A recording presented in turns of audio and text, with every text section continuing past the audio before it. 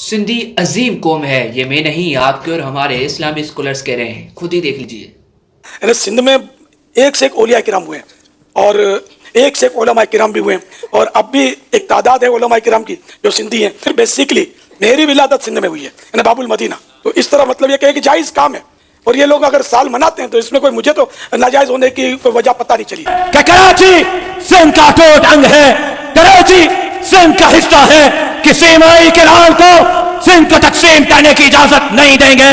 کراچی میں بسنے والے اردو بولنے والے ہمارے بھائی ہیں، ان کو حقوق ملنے چاہیے، کراچی والوں کو بھی حقوق ملنے چاہیے، اندرون سندھ والوں کو بھی حقوق ملنے چاہیے، لیکن حقوق کے نام پر کسی کو سندھ توڑنے کی اجازت نہیں دیں گے۔